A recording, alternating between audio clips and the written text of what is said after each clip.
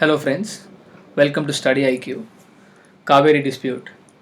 A few words that come to my mind are ugly and widespread vandalism, massive protests, Karnataka, Tamil Nadu, and then parts of Bangalore, Mysore, and Chennai being struck by violence, a lot of fringe elements, and a lot of media around the issue.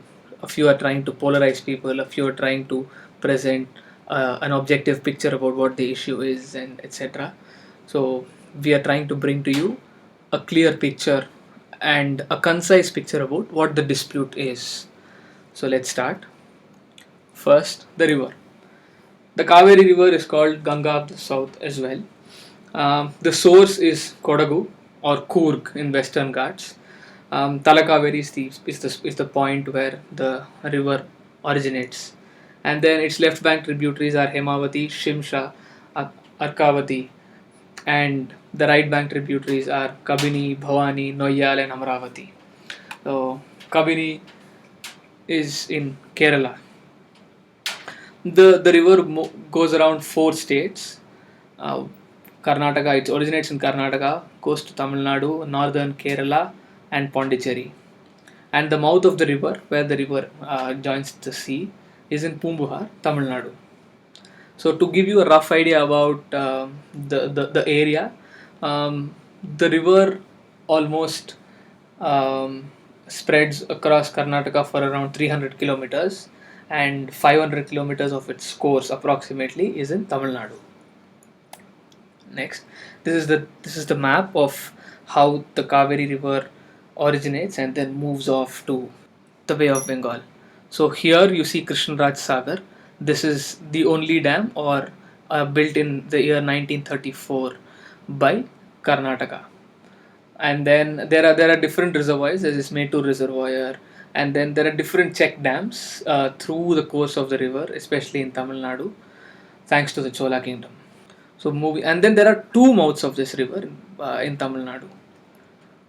Next, victims. So let's discuss the victims. Who says what?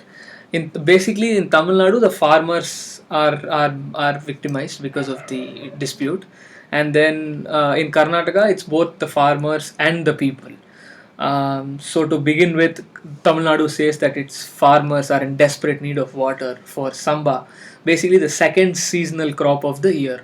But then Karnataka says Tamil Nadu has already completed one crop cycle and now it's unfairly seeking water from. And again, Karnataka also has been telling that the deal that's been given by the Supreme Court is not fair on its part. Another claim of Karnataka is that there has not been enough rain in the key catchment area of Kaveri, which is in Kodagu district or Coorg, where the Kaveri originates. The catchment area of the river basically is that particular stretch where the river gets its water from. Um, in Karnataka, there are basically four dams on the river Kaveri, but then the state government says there isn't enough supply in these dams, so there's no drinking water supply for cities like Bangalore and Mysore. Now, this is again trivia with respect to the bodies constituted. You just need to keep in mind as to when these bodies are constituted. The Cauvery Water Dispute Tribunal, which was constituted in the year 1990 under the VP Singh government on the order of on the direction of the Supreme Court, and the Cauvery River Authority in 1997. It was to basically implement the interim order. We will come to interim order in a while. So timeline. I have aggregated a few years through this particular timeline, a few important years to give you people an idea as to how the dispute has progressed over the time. So let's start with the year 1892. This is exactly when the dispute started. The Cauvery River dispute was between the Madras Presidency and the princely state of Mysore. Madras again at that point of time wanted Mysore to stop building an irrigation system that will affect the flow of water to Tamil Nadu. And moving on, the year 1924. After a good period of time, there has been an agreement which would be signed by both Madras and Mysore, and then a dam is allowed to be constructed at the Kannambadi village. this agreement would be valid for 50 years and then reviewed thereafter. So that is the deal at that point of time. And then in 1974, based on the 50-year clause, the agreement expires. The Karnataka government says that it has been at a disadvantaged position till that point of time. 1990, the Cauvery Water Disputes Tribunal has been set up by the Government of India, and then it would be duly notified. And in the year 1991, an interim order would be passed directing the Karnataka government to transfer water or to allow water to Tamil Nadu. Because of that particular order, tensions begin to escalate, because the order would essentially direct Karnataka government to allow a lot of water down to Tamil Nadu. 2007 is when the final award had been given by the Cauvery Dispute Tribunal. So this particular award, again Karnataka protested the award, but then in March 2007, Jayalalitha went on a fast demanding the publication of that particular final award in the official gazette. So when an order is being given by a tribunal, it becomes official or comes to force once it's published in the gazette. So that's why Jayalalitha went on strike at that point of time. A lot of tension in brief pockets through 2007 till 2013 happened over this particular issue, and finally in the year 2013 the final award was notified by the central government in the gazette. The award was not completely followed by the Karnataka government, and then the Tamil Nadu government moved the courts over Karnataka government failing to follow the order. So let me quickly highlight what had happened in the last 2 months. Tamil Nadu moved the Supreme Courts to release or to ask Karnataka to release water to Tamil Nadu. And then in response to that, Siddaramaiah said there was no water in the reservoirs of Karnataka. But the Supreme Court went ahead with its order on September 5th to direct Karnataka to release 15,000 cusecs of water per day till the 15th. But because of the protests and the violent form of protests, the Supreme Court modified its order and then directed Karnataka to allow 12,000 cusecs of water per day till the 20th. So now let's get to the issue straight. I'm going to use numbers because that's the easiest way to understand the issue easily. So let's start from how much water is there in Cauvery River.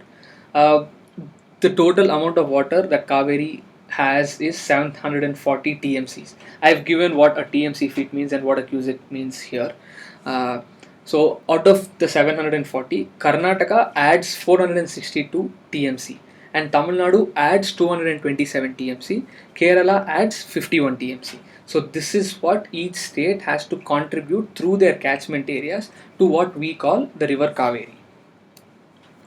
So now how the water is being shared, or this will give us a clear picture as to where the dispute arises. So again, 740 TMC of water has to be split between 4 states, which is Karnataka, Tamil Nadu, Pondicherry and Kerala. TN gets 419 TMCs. So going by the order of the tribunal, Karnataka has to give Tamil Nadu 192 TMC of water. So this 227 TMC is what Tamil Nadu generates by itself from its catchment area. This 192 is what it gets from Karnataka. And Karnataka gets 270 TMC of water. Karnataka has 462 TMCs in its catchment area, of which the tribunal has asked the government to pass on 192 to Tamil Nadu. So the northern part of Kerala has 30 TMC of water. The catchment area collects 51 TMC, but then from this 7 TMC is given to Pondicherry and 14 TMC is let alone for environmental purposes. So Pondicherry gets 7 TMC from Kerala, and for environment purposes 14 TMC are let alone. Again, I'd want to clarify, the southern part of Karnataka gets water from Kaveri, the northern part of Karnataka gets water from the river Krishna. the northern part of Kerala gets water from Kaveri, and the southern part of Kerala, the other parts of Kerala get water from the river Periyar. So going by that particular set of numbers, Karnataka seems to be at a loss, or it seems to have more, but it gets to use only less. Now, do we call this injustice to Karnataka? No. And do we call this tribunal's bias towards Karnataka or tribunal's fault? No. So let me try to explain this to you in a simpler way. On the face of it, it certainly seems like a major injustice to Karnataka. But how did this happen is what we have to understand. The answer to this lies in the history. It happened in the time of Cholas, who ruled the southern part of India. The Cholas are considered to be rulers with a lot of vision and foresight.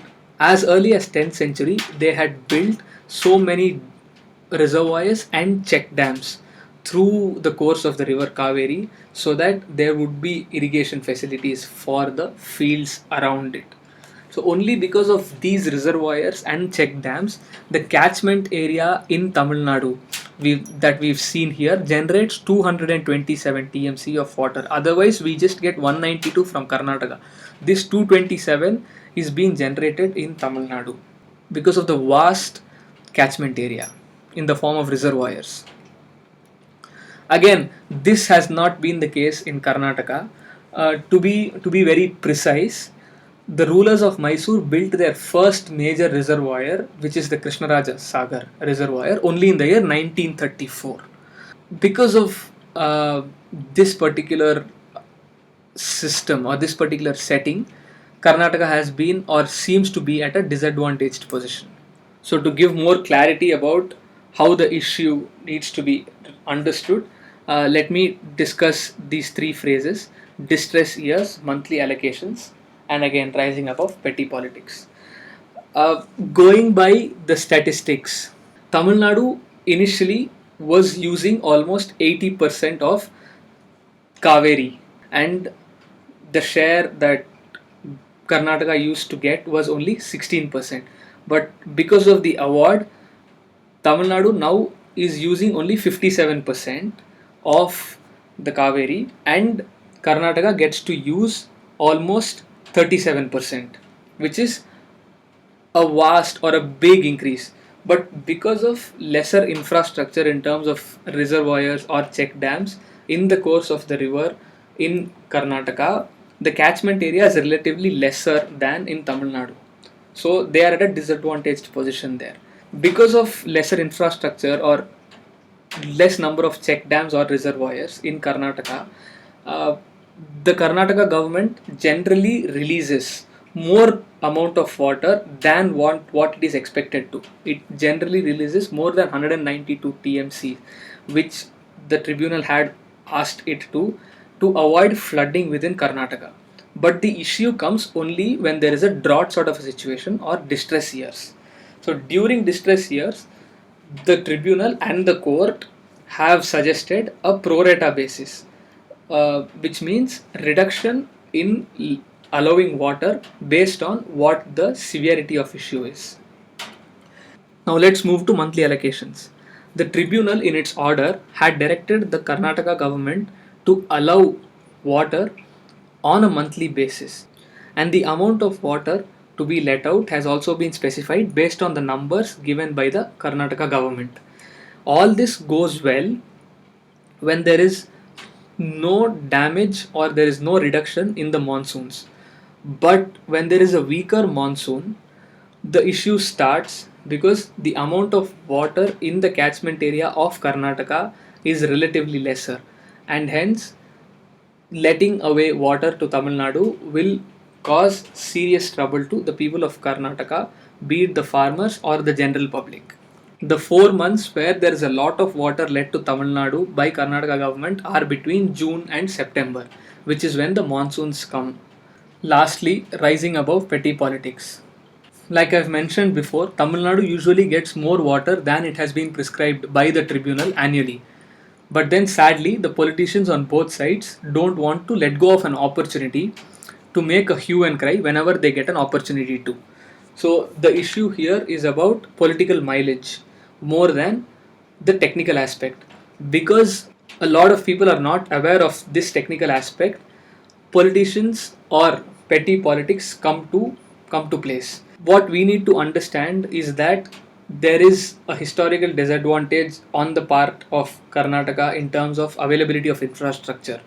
So what one needs to understand is, with development of infrastructure on the Karnataka side and with strong monsoons, the issue is never grave.